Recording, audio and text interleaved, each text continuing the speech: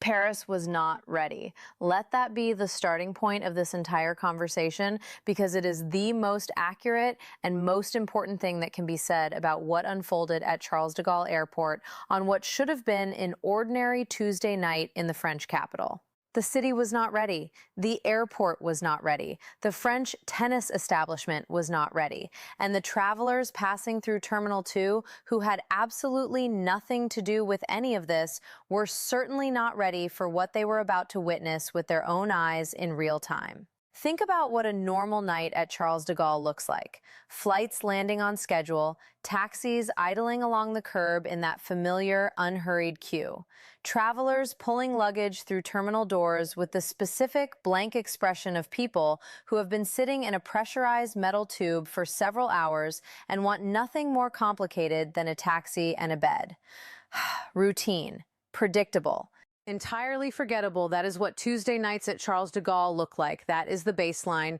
And then the chanting began, not a handful of voices, not the kind of modest, enthusiastic welcome that even well-supported athletes occasionally receive when they pass through major airports. Thousands of voices, drums, blue, red, and yellow flags pushing through the terminal crowd in waves so dense and so coordinated that the glass windows of Terminal 2 began shaking from the concentrated force of the noise. Airport workers froze mid-step, genuinely unsure of what they were looking at or how to respond to it. French reporters who had covered major sporting events for years grabbed their cameras with wide eyes, pointing them at something they were struggling to categorize in real time. Travelers with connecting flights to catch stopped walking entirely, stood still, and stayed because you do not walk away from something like that when it is happening directly in front of you. You simply do not. What they were all witnessing, what the cameras were capturing, what the shaking glass was responding to, was not the arrival of a football club returning from a major European final. It was not a globally famous musical act stepping off a private jet surrounded by security. It was a 23-year-old tennis player from the Philippines stepping off a commercial flight into the most electric airport reception France had seen in years. Her name is Eala, and Paris, in every meaningful sense of the word, had absolutely no idea what was coming through those terminal doors. Here is the detail that the French public genuinely could not process, the detail that kept surfacing in broadcaster commentary and newspaper coverage in the hours and days that followed. Tennis players do not arrive like this. Not ever. Not even the players whose names everyone on the planet recognizes, players who have collected multiple Grand Slam titles across decades of elite competition. Those players land quietly, a compact coaching team, a small cluster of waiting supporters if the timing aligns favorably, a brief composed walkthrough toward the exit. That is the established tradition of tennis arrivals at major airports across the world. It is practically an unwritten rule of the sport. Eala rewrote it completely in a single night without any apparent effort or intention to make a statement. The statement made itself. Filipino communities across France had been organizing for this moment for weeks before her flight touched down. From the suburbs of Paris outward to Marseille, Lyon, and Nice, from neighboring countries spread across Europe, people had coordinated travel plans with the kind of precision and collective purpose usually associated with major sporting finals. Custom jerseys had been ordered. Thousands of flags had been imported. Synchronized chants had been rehearsed until the timing was perfect. French authorities, working from their best available projections, anticipated perhaps a few hundred supporters gathered at the terminal. What actually arrived felt like a presidential welcome from a nation that had traveled to meet its own head of state on foreign soil. Security reinforcements were called in multiple times before Eala's flight had even completed its approach into Paris. When she finally stepped into public view inside the terminal, camera flashes erupted across the entire space in a continuous white wave that did not pause or break. Elderly supporters who had completed 4-hour train journeys on a Tuesday night specifically to be present for this moment held handmade banners reading Laban Alex, which translates from Filipino as "Fight on, keep going, we are with you." Children sat on their parents' shoulders and stared at her with the kind of wide, unguarded awe that children reserve for people who have grown genuinely large in their imaginations. French journalists, veterans of big sporting occasions across multiple decades of professional coverage, admitted openly afterward that they had never witnessed an airport arrival of this nature for a tennis player in their entire careers. One broadcaster reached for a phrase that captured the scene with unexpected precision and elegance: a peaceful invasion of joy. That description circulated widely in the hours that followed because it was not just evocative, it was completely accurate. To understand why any of this happened, to understand why thousands of people reorganized their Tuesday nights and their travel budgets and their work schedules to stand in an airport terminal with drums and flags and rehearsed chants, you need to understand who Alexandra Eala actually is and what she represents beyond the sport itself. She grew up in Quezon City in the Philippines and found her way to the Rafa Nadal Academy in Manacor, Spain, where her game was constructed from the ground up on three foundational principles: relentless pressure on every point, tactical intelligence that forces opponents to solve problems they did not expect to be solving, and a mental toughness that experienced tennis observers have described as almost unnatural for someone her age. She is left-handed. She is fearless under pressure in a way that is difficult to train and nearly impossible to manufacture artificially. She developed a playing style specifically engineered to dismantle opponents before they ever locate their rhythm and settle into their best tennis. She dominated at the junior level, collecting titles and building a foundation, and with every step forward in her career, something larger was simultaneously forming around her that had nothing to do with statistics or rankings or trophies, not just results, a story, a genuinely unfolding, emotionally charged, nationally followed story that an entire country was watching with the specific intensity that nations reserve for things that feel personal and representative and important in ways that go far beyond sport. For Filipinos living abroad, that dimension of what she represents cannot be overstated and should not be casually passed over. Overseas workers, families separated by oceans and time zones, and the economic pressures that scatter communities across continents. People who built lives far from the country where they were born and who carry that distance with them every single day. For those communities, sport has always carried an emotional weight that exists in an entirely different category from entertainment or distraction. It becomes connection. It becomes identity. It becomes a living thread running back across thousands of miles of ocean to something familiar and beloved and irreplaceable. When Alexandra Eala walks onto a court, she is not walking out there alone. She carries all of that with her. Every Filipino worker in Europe who stayed up past midnight to watch her match, every family gathered around a television screen in Manila at an unreasonable hour, every child in the Philippines who learned that someone from Quezon City had made it to the biggest stages in the sport. She carries all of it, and it is visible in the way crowds respond to her presence.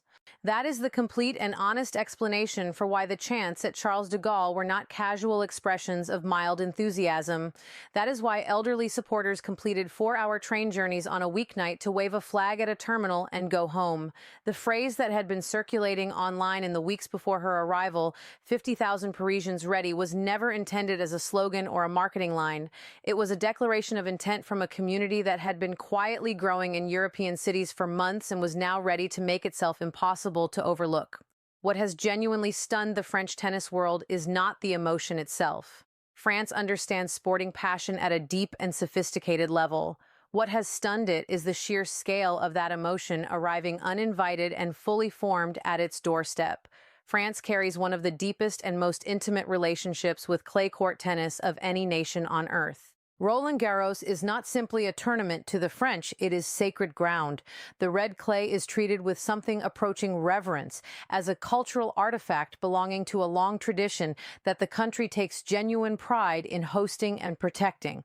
The crowds at Roland Garros are passionate, yes, but passionate in the specific French way. Knowledgeable, restrained when restraint is appropriate, applauding cleanly and appreciatively after well-constructed points, regardless of the nationality of the player who constructed them. What arrived in Paris with Alexandra Eala is something the French had only previously encountered inside football stadiums, holding 80,000 people who sing without pause for 90 straight minutes. That same velocity of emotion, that same collective, synchronized, physically overwhelming wall of human sound and color was now aimed with complete focus at a single tennis player on clay. Tournament organizers found themselves managing a situation for which they had no established protocol because the situation had no real precedent in the history of the event. How do you logistically manage a crowd that functionally operates as a home audience for a visiting player competing 10,000 kilometers from where she was born? The answer, it turned out, after considerable deliberation, was that you do not manage it. You observe it, you accommodate it where possible, and you watch it happen with a combination of admiration and bewilderment. And beyond the spectacle, beyond the flags and the drums and the airport ceiling vibrating with coordinated noise, there is a competitive reality that the rest of the Roland Garros draw cannot responsibly ignore or conveniently dismiss. Alexandra Eala is not present in Paris as a feel-good human interest story with attractive visuals and emotional resonance for broadcast packages. She is present as a genuine competitive threat. Her left-handed serve forces opponents into angles and ball positions that are extraordinarily difficult to prepare for, because left-handed elite servers are rare, and the human visual system does not adapt to their deliveries with the same automatic efficiency it develops against right-handed players across years of competitive experience. Her baseline game operates on a patient and simultaneously violent rhythm that is deeply uncomfortable to play against. She constructs points methodically, absorbs pressure without flinching, and then attacks with full commitment the precise moment an opponent gives her a single inch of opening. On clay specifically, where that patient pressure-building style is most rewarded and where the surface demands and rewards precisely the qualities her game was built around at the Nadal Academy, analysts have assessed her as considerably more dangerous than her current ranking position might superficially suggest to an observer who has not watched her play. Several have gone as far as projecting that she is capable of producing results at Roland Garros that would genuinely shock the upper portions of the draw and force a wholesale recalibration of how the rest of the field approaches the tournament. Now add the psychological dimension on top of everything else, and the picture becomes even more complex and more uncomfortable for her opponents. Imagine competing at Roland Garros, a tournament you have prepared for across months of clay court preparation, potentially your home Grand Slam if you are representing France on French soil, and walking onto your assigned court to discover that the crowd energy is overwhelmingly, almost exclusively directed toward your opponent, not in the form of hostile booing, which elite competitors learn to use as fuel and handle with practiced composure, something potentially much harder to manage than hostility.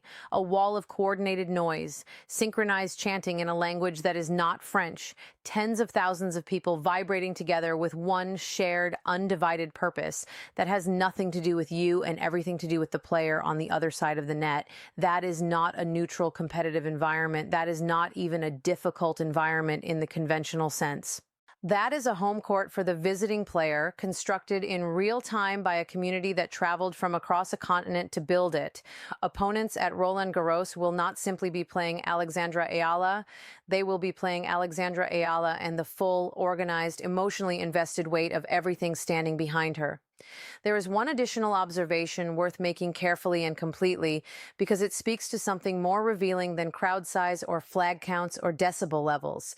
When the footage of her arrival spread across social media platforms in the hours following that Tuesday night at Charles de Gaulle, the natural and entirely understandable focus of most viewers was the crowd, the scale of it, the coordination of it, the visual spectacle of thousands of people filling a terminal with drums and flags and chanting that shook the glass. But watch the footage again with your attention directed specifically at her, and what you see is something that deserves its own separate and serious consideration. She had just completed a long international flight. There is organized chaos surrounding her on every side from the moment she exits the gate. Cameras are in her face before she has taken 10 steps into the public area of the terminal. Thousands of people are calling her name simultaneously at a volume that is physically disorienting even to observe secondhand on a screen, and she is calm. Genuinely, visibly, unperformatively calm, smiling and moving through the entire scene with a composure and a warmth that reads not as the controlled public face of someone enduring an overwhelming situation, but as the authentic expression of someone who is actually present in the moment and actually feeling it rather than merely surviving it. She acknowledged the crowd not with the stiff, practiced wave of a person who is overwhelmed and performing competence, but with genuine warmth, the kind of warmth that only exists when the emotion behind it is real. French observers who were present and who covered the arrival and who have spent careers at the intersection of sport and spectacle kept returning to this specific quality in their subsequent reporting and commentary. They use the word regal. They use the word unshakable. One description that spread through French media coverage called her the Eye of the Storm.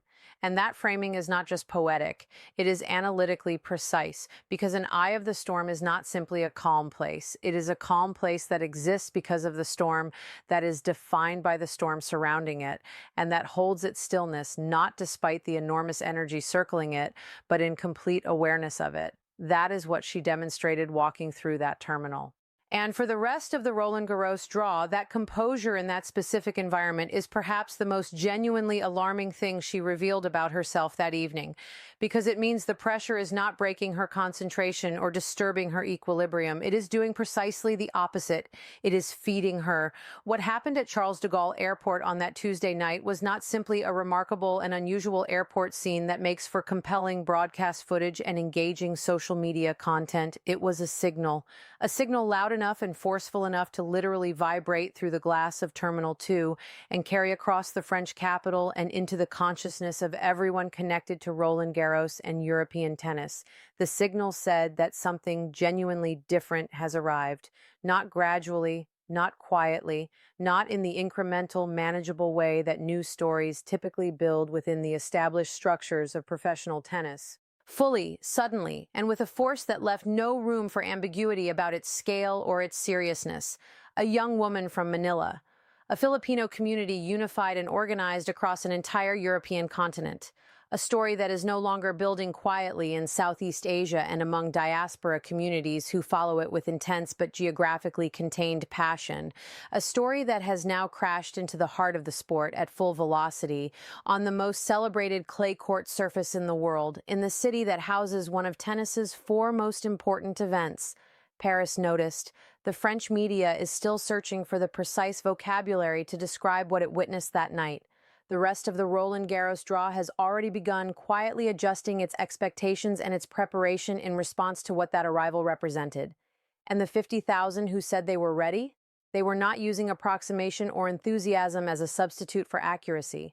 They were not exaggerating for effect. Every single one of them meant exactly what they said. Paris was not ready for Alex Eala. Alex Eala, on the other hand, was completely and entirely ready for Paris.